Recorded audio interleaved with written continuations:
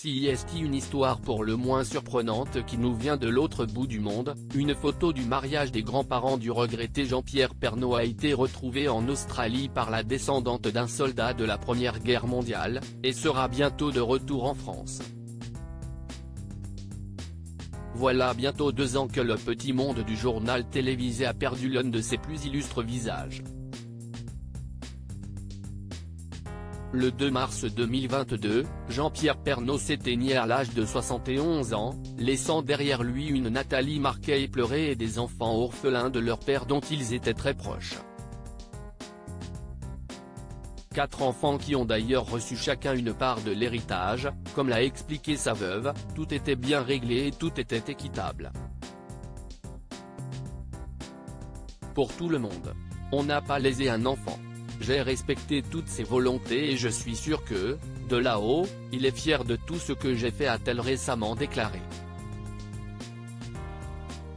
Il faut dire que la famille était une chose précieuse pour l'historique présentateur du Trésor de TF1, resté proche de sa première épouse Dominique Bonnet pour le bien de leurs enfants, Julia et Olivier.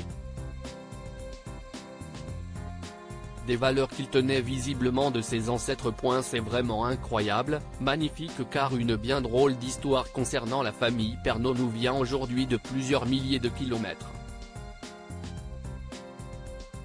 Comme dévoilé par nos confrères du Parisien, une photo de mariage des grands-parents paternels de Jean-Pierre Pernaut a été découverte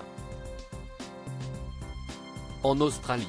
Paul-Alfred Hector Pernaut-Caron et Jeanne-Juliette Merchépeau se sont mariés en novembre 1912 à Albert, petit village de la Somme où la famille du journaliste avait une usine, bombardée 2 ans plus tard lors de la Première Guerre mondiale.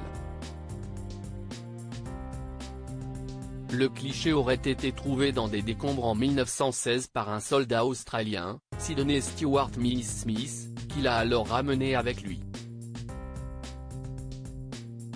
En faisant du rangement, sa petite fille, Gilles Bullard, a retrouvé le cliché ainsi que des lettres datant de 1961 destinées aux mères d'Amiens et d'Albert.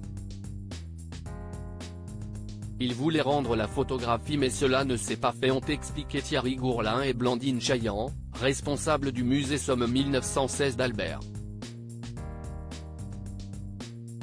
Après de longues recherches, notamment sur les réseaux sociaux, Gilles Bullard a pu finalement voir le cliché être identifié par une cousine germaine de Jean-Pierre Pernaut.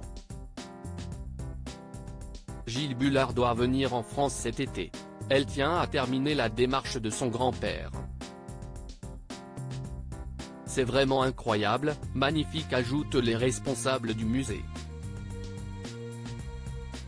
Un petit morceau d'histoire de la famille Pernaut qui aura bien voyagé, mais s'apprête à rentrer à la maison, un siècle plus tard.